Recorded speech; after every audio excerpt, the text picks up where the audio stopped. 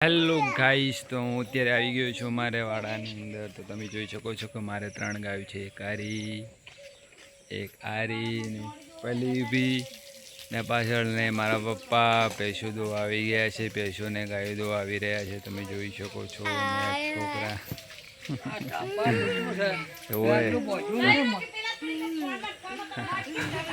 ને તમે જોઈ શકો છો કે આ રેલી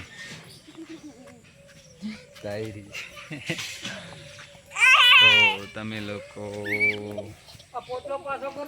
જોઈ શકો છો કે આ મારો વાડો છે.